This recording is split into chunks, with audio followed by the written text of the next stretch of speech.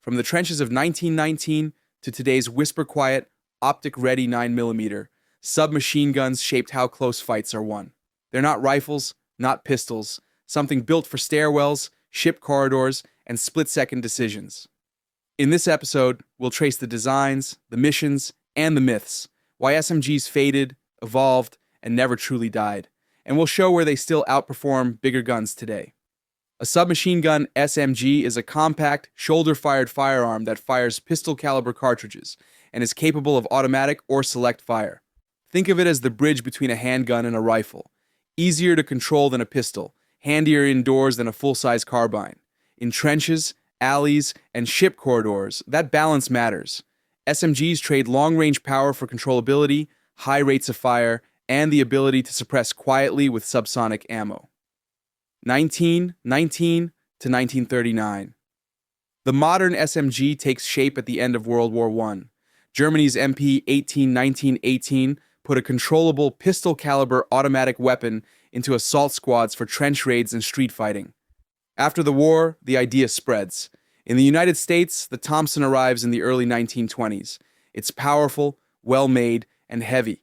Famous in crime headlines, but slow to win military budgets because it's expensive and logistics hungry. Meanwhile, European designers simplify. Box magazines, folding stocks, and stamped parts start to appear.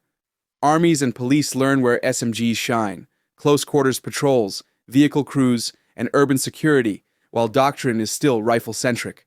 By the late 1930s, several nations hold compact automatics in reserve, poised for the kind of mobile, close-in fighting the next war will demand. 1939 to 1945. World War II turns the SMG from niche to common. The priority is simplicity and scale. Britain Sten strips manufacturing to the bones. Tubes, stampings, and spot welds, so it can be built fast, cheaply, and in many shops. It arms commandos, paratroops, partisans, and home guard units. The Soviet PPSH-41 maximizes volume, a high rate of fire, big drum or box magazines, and production in the millions, ideal for shock troops sweeping through cities and forests. Germany's MP-40 refines ergonomics with its underfolding metal stock and stamped receiver, setting a template for how compact a military automatic can be while still being soldier-friendly. The U.S. fields the M1A1 Thompson in larger numbers, then pivots to the cheaper M3 grease gun, a stamped, slow-cycling answer that's compact for armor crews and paratroopers. Tactics evolve with the hardware. Infantry sections add SMG-armed leaders and assault men for clearing rooms, trenches, and bunkers. In urban fighting, from Stalingrad to Warsaw, short weapons and high fire rates rule the stairwells and alleys. SMGs aren't rifle replacements. They're specialist tools that let squads win the last 30 meters, where aimed rifle fire is slow and fragmentation risky. 1945 to 1965. Post-war SMGs keep the manufacturing lessons but add reliability tweaks and better magazines. Britain's Sterling L2A3 smooths the Sten's rough edges with a helical groove magazine and improved build quality.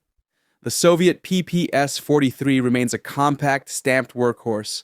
Sweden's Carl Gustaf M45, nicknamed the Swedish K, earns a reputation for running in mud and cold. France's MAT-49 folds into a brief package for paratroops and gendarmes. Suppressors get real attention, especially for reconnaissance and special operations. Open-bolt designs dominate, simple and cool running, but precision at the first shot is limited.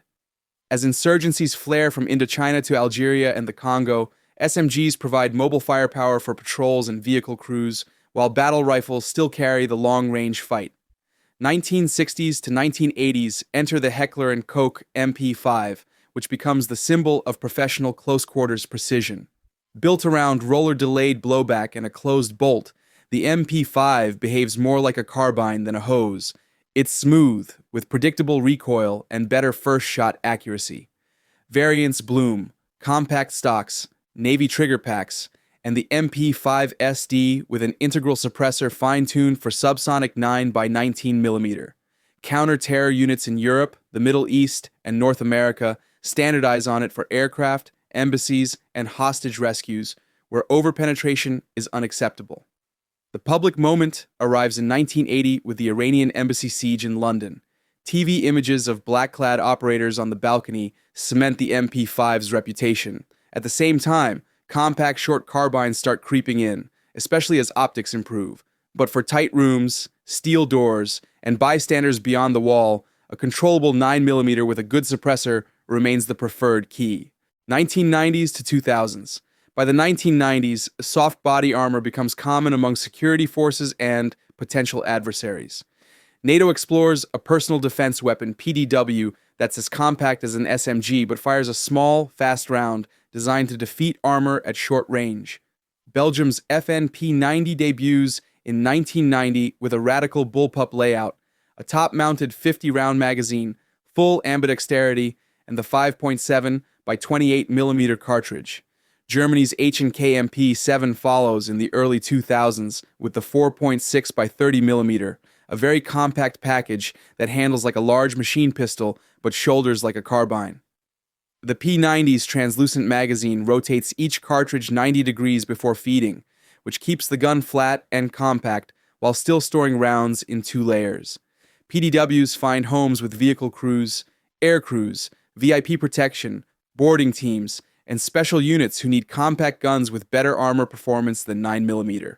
Logistics and cost, however, limit how widely those new cartridges spread.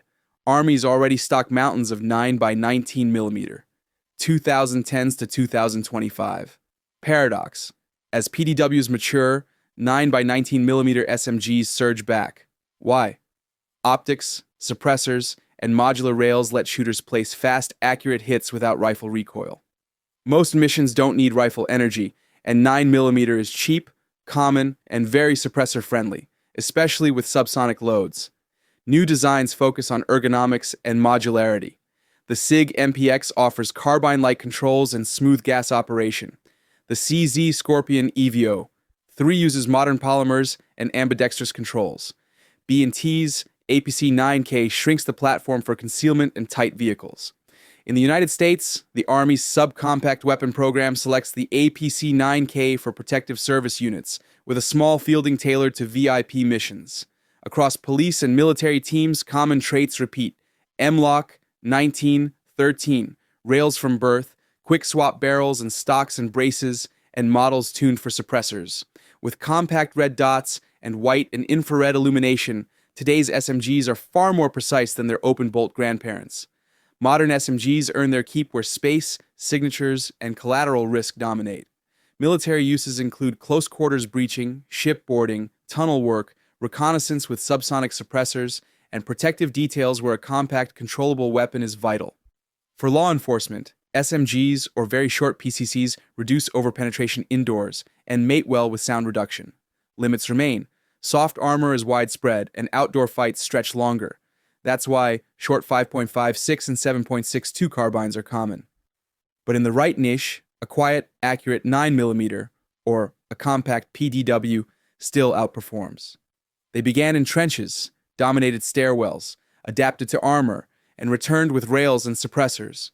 Tools changed, missions didn't. Before you go, subscribe and help us reach more fans just like you.